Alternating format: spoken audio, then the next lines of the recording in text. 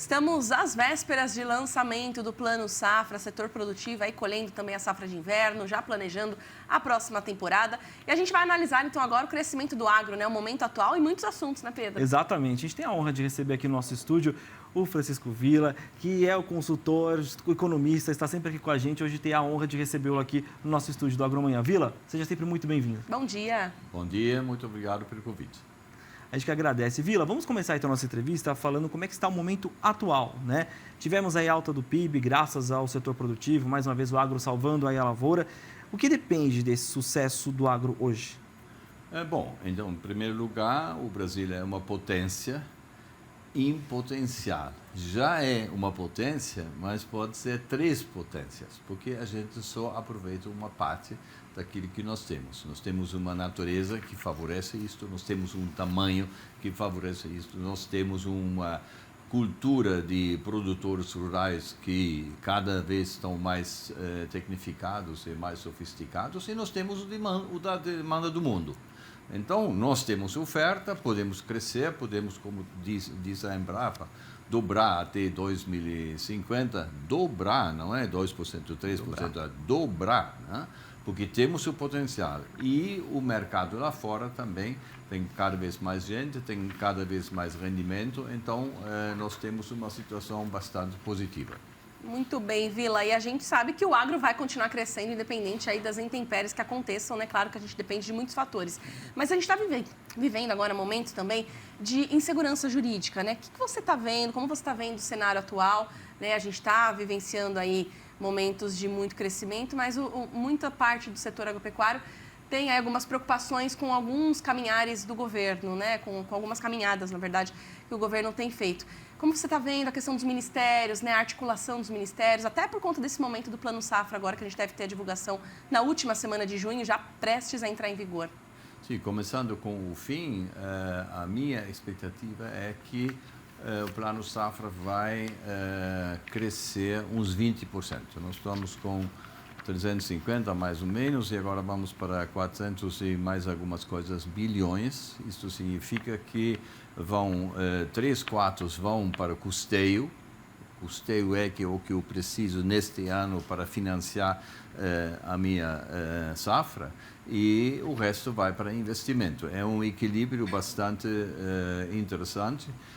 O governo, naturalmente, ele pode dar umas modificações um pouco mais para este lado, para aquele lado, porque o governo, naturalmente, tem um supermercado de atividades, né? Tem que ver a população nos vários estratos, tem que ver a indústria, que todo mundo fala que nós estamos desindustrializando, e não tem agro sem indústria. É importante lembrar que a agricultura e a pecuária representam, os dois dentro da porteira, representam apenas 8% do produto interno. Então, o resto é antes e depois da porteira. Então, o governo tem que pensar em tudo isso aqui, naturalmente. Multiplicando os ministérios, aumenta, digamos, a necessidade de uma gestão cuidadosa, que nem sempre está dada. Mas o governo,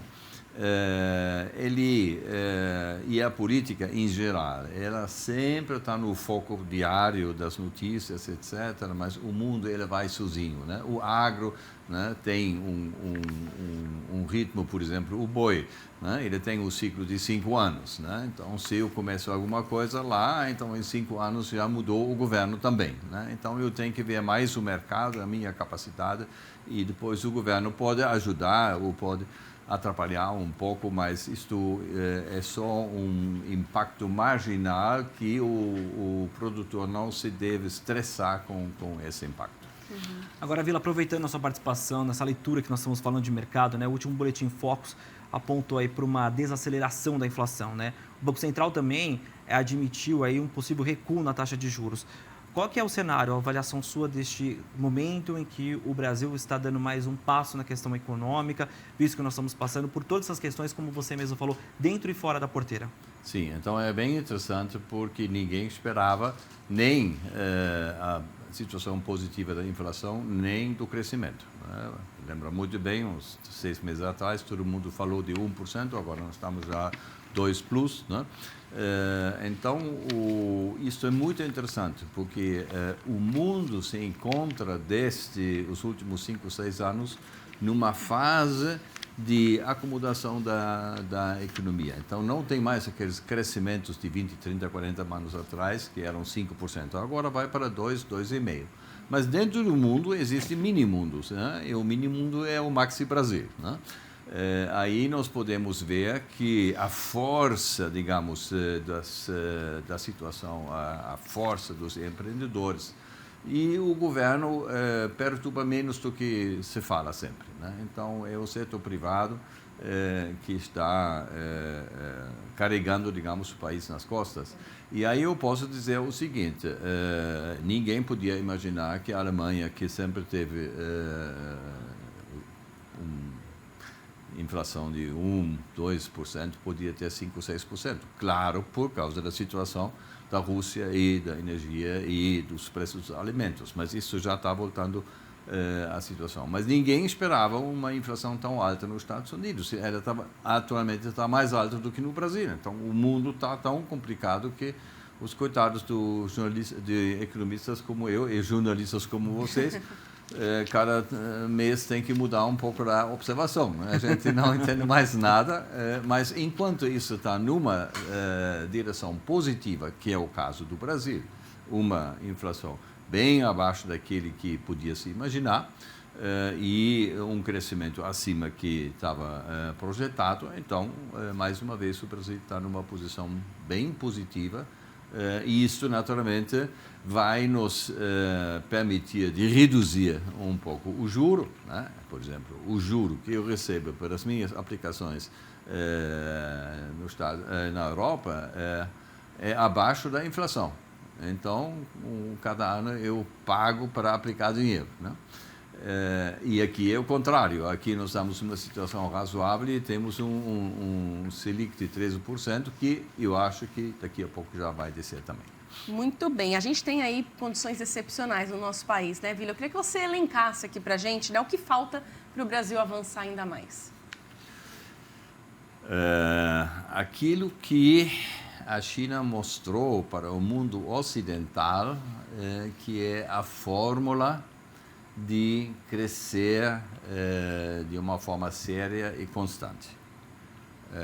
É juntar as forças. Então, você pode ver na Europa, por exemplo, a maior parte dos produtores fazem parte de uma cooperativa de financeiros, de grupos. Aqui nem tem classes de compra e venda, etc.